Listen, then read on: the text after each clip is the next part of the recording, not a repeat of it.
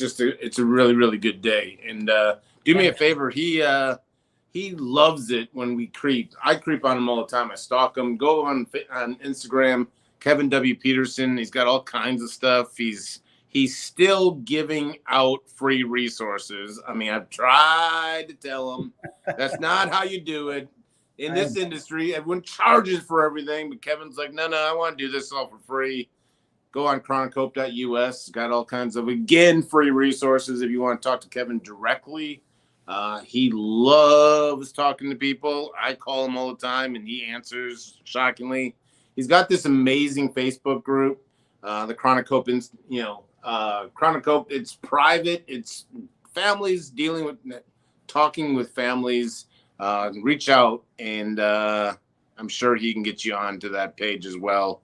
But chronocope.us, just all kinds of free resources, and this is why I call him the Family Whisperer. It's catching on. I heard someone else call him the Family Whisperer on another call we did this week. So it is catching on. Kevin, keep doing the good work.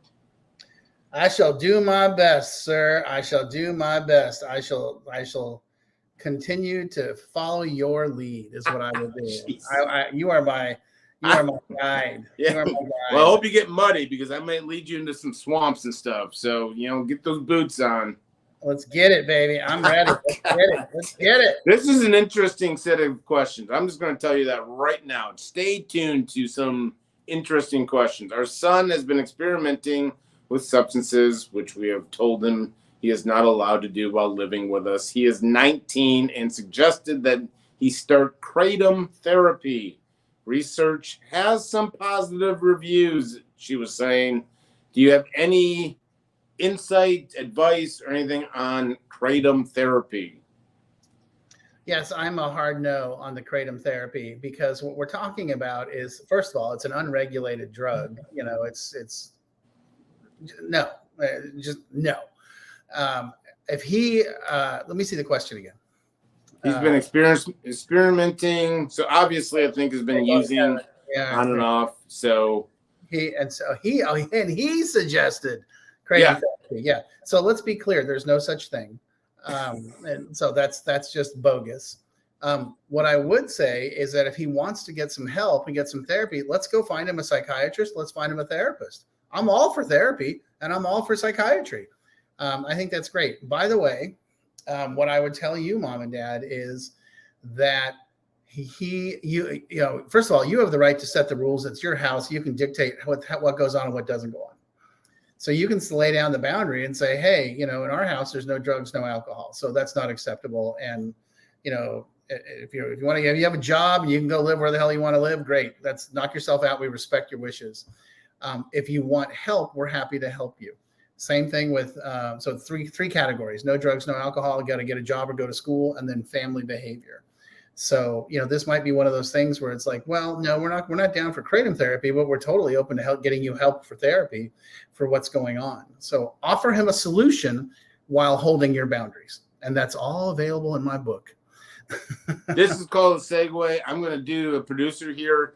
This is what you just talked about. 19-year-old son lives at home, refuses to get a job. We have offered to pay for college, but he flunked all of his classes last year. He openly admits to abusing THC. Is kicking him out the only option? I think a lot of families are in this. Like, you can put the boundary in. You can say, living here, you can't. But these kids, and this 19-year-old in particular, they're being honest, and they're just saying, yeah, I'm abusing THC. What is kicking out the option? No, you don't have to kick him out. What you can do is sit him down and say, and by the way, everything I'm talking about is in my books. So let's just be clear. Go to Amazon, buy my book. I mean, let's just start there, okay? And what you got to do is sit him down and say, hey, I get it. You're 19 years old. It's your life. You can do whatever you want, but it's our house. So we have the right to say, if in order to live in our house, enjoy the benefits of living in our home, this is what you got to do. And the way you go through that is you start drug testing, but you're going to give them a solution as well and say, if you're having trouble with this, then, we'll help you find help. and you got to get a job. You got to go to, it's the same thing as last time. Got to go to job, got to go to school, got to go to school, got to get a job. And then, we have some basic family foundational behaviors that we expect. You got to clean up after yourself. We eat dinner together. We don't hide in our rooms. You have some chores. And that's, you would do that if I lived at your house. You would, so your son doesn't get a pass because he's 19. And I'm not saying you got to throw him out. I'm saying that it's, you got to sit him down and have a heart-to-heart conversation with him and start laying down some boundaries. And then if he's not willing to do these things, it's like, oh, okay, cool. Well, then you don't get a car. We're not paying your bills, no cell phone, just these aren't the options. And if that doesn't work, then we go to plan B and we start talking about treatment. Now you have someone that they paid for college last year. She's, I think, interested in, he's always, oh, I got a new thing, a new kick, do they continue paying for colleges? It's obviously this one kind of went through, sounds like he kind of flunked or misled. I think more and more families are kind of at this state. Do they want to see their son go, or son or daughter go back to, where are you at with the college kind of education as someone that's already burned that bridge? Well, I'll tell you. Just had this conversation the other day. And I said, here's the thing. I'll tell you a funny story. When I went back to college when I was 27, and I had a year and a half left, and I had like a 1.1 GPA, and I lied to my parents about everything, and they never caught me. They never looked, but I got a job working on campus, and my job was helping parents pay for the bill, offering options of how to pay. And one day, I noticed this one mom was no longer paying her bill, and I called her up. I said, "Hey, I'm worried that something's gone wrong." Or she's like, "Oh, no, I'm so sorry. I forgot to call you." My daughter came home with all C's, and I'm not paying for all C's. I told her, if you want all C's, you can go to community college or get a job as a waitress. But if you want me to pay for it, you have to get B's or better. And she was just on top of it. And she was like, the lesson there is, we don't hand out checks for the next semester till we see all the grades. And we make it clear, oh no, we're not paying for this. We're not paying for anything less than all B's. And if that's not something you can coordinate, you can live at home. You can go to junior college. We'll get you a tutor. We'll help you get back on track. But no, we're not spending that kind of money for you to go just basically party and goof off the whole time. And that's me narking out my own people. That's what I did. And so I'm just telling you, that's the solution, is setting that boundary. Yeah.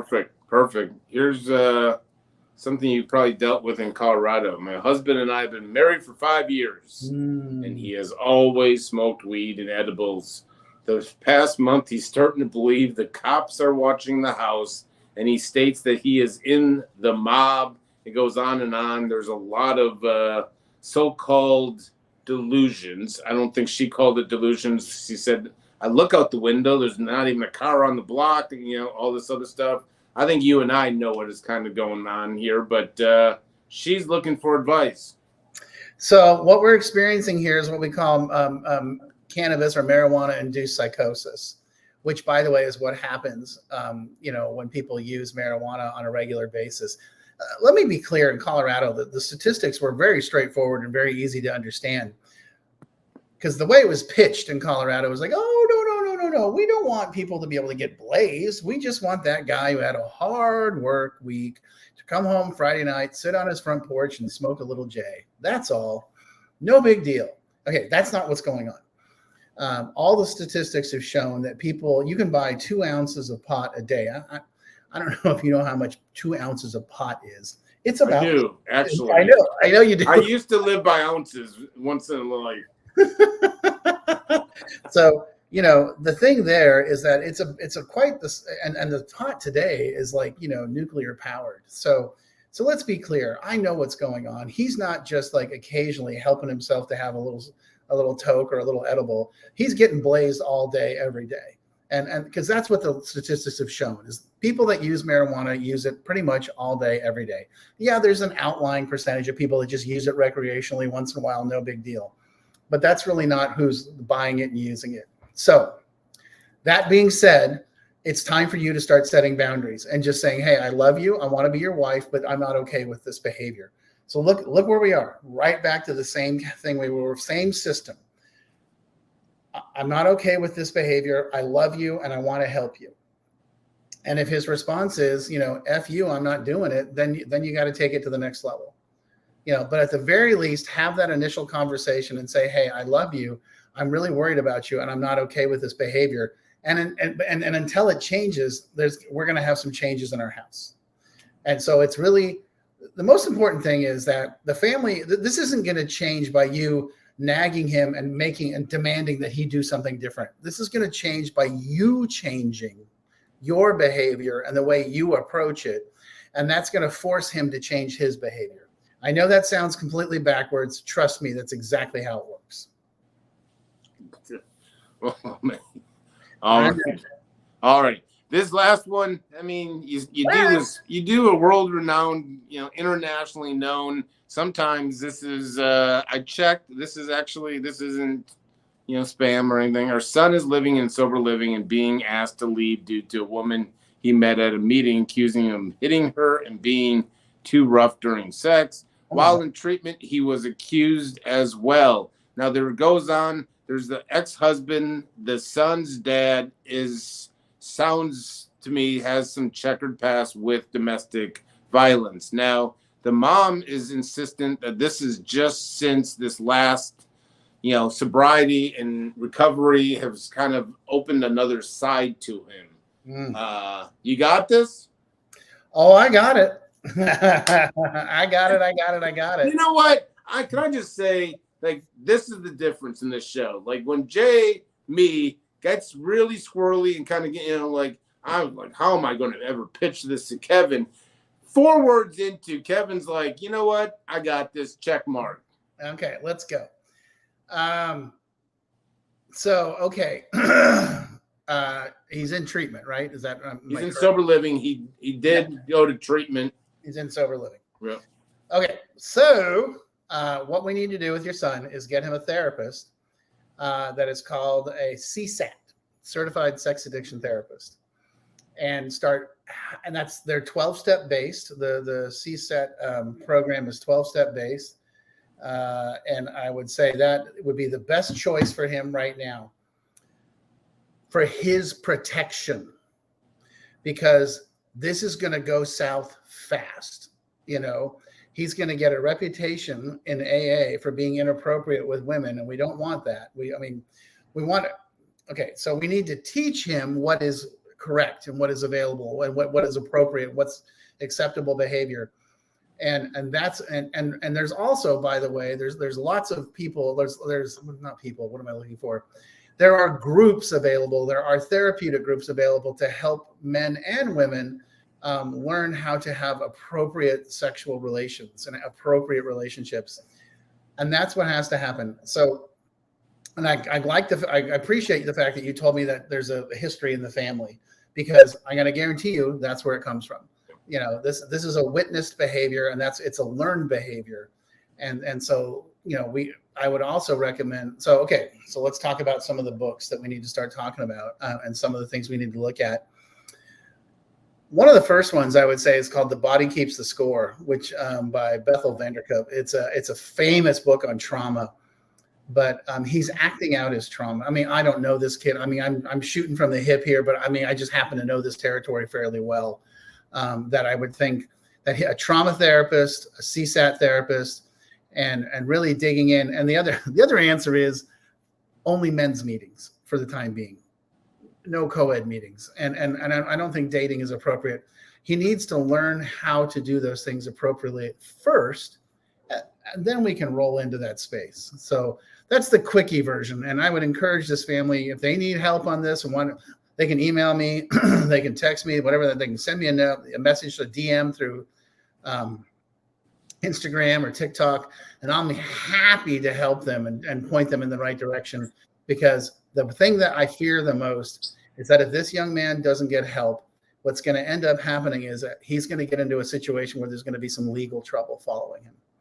And also I'm concerned about the women. Don't get me wrong. I'm extremely concerned about anyone that he's interacting with, but I also would like to help him solve his problem. So don't get me wrong. I'm not like, oh my gosh, those poor girls. It's like, no, that's completely inappropriate behavior. And I totally understand where it's coming from. And let's be clear, a lot of times when you sober people up, their their addictions or their inappropriate behaviors start to come out because the alcohol and the drugs were, tampering them or masking them. So that's a big one. Is that true? I mean, you always hear it. I'm not saying like a general statement that I've always heard, but I mean, I see it enough. You get sober, and for me, I'll just speak on for someone that's emotionally numb, and you go through recovery, and you start feeling feelings. Really, it's for someone like me, and that has to walk through that. Feeling feelings is a whole new experience, mind you. That's probably why we're running to our substances as our miserable solution to not feel those feelings. So that's a legitimate, thing that people go through, especially early in recovery. Oh, absolutely. I mean, let's be honest. It's not just feeling feelings, but having feelings. It's like, oh, that's what that is. I didn't know. I didn't realize that was something people did. I mean, having any kind of, relationship where you're actually, engaged in the other person's well-being or concerned about the other person's, reality. It's like, what? Why? Wait, I don't understand. Why would I do that? Another thing too, and this is kind of one of those legends of sobriety that we talk about in our world is the age at which you start using drugs and alcohol is generally when you stop maturing emotionally and growing, at all levels, spiritually, emotionally, mentally. So let's say that was 14 or 15, and this kid, let's say he's 25. So what you got is a 25-year-old man or a 14-year-old boy in a 25-year-old man's body, and he's acting out, and he has probably no idea why or what he's doing. And again, doesn't excuse it. I'll be clear, this behavior is unacceptable, completely unacceptable, doesn't excuse it. And he needs to get help with that ASAP. So, and I loved what you said. There's two things that that are on my calendar, and I've even, built trips around coming back home. And that's my 2 men's meetings that I go to every single week. And I remember my sponsor getting me hooked into both of the meetings and so forth. And I remember, it's only, wait a couple of years, and then, I'm going to go start, I'm getting away from this men's group. I'm just telling you, these guys are my accountability. They're my rocks. I mean, going in, I can't say enough about same gender kind of meetings. And women's meetings, I would assume, are the same. I've heard it from them. I mean, my men's meetings are my 2 rocks. So I love what you said with the men's meeting. Yeah, I mean, this guy needs some guidance and some counsel from men that can sit him down and be like, yeah, because I guarantee you in his mind, he thinks this is okay. And so what we have to do is sort of get to that and get other men to be responding to him and saying, no, this is not okay. This is really bad. And let's figure something out. Inappropriate. Well, let's find a solution. Let's help this kid and let's get him a solution. What a healthy relationship looks like. Absolutely. So, All right. I think we've done the job. I mean, I'm still amazed. Like, I was all hitty giddy. I mean, and Kevin just, sticks to the plans. This is why he's the family whisperer. He's got a plan in place. He's got 2 books. He should be working on his 3rd book. I needed for you to push out the 3rd book, but chronichope.us, go see him, go check him out, all kinds of free resources. And DM us, reach out directly. All these go directly to the people that sent us a message. But, again, we do this every Wednesday. So, we will allow Kevin to clock out, but we'll ask him to clock right back in next week, Kevin. All right, brother. Sounds good to me. All righty.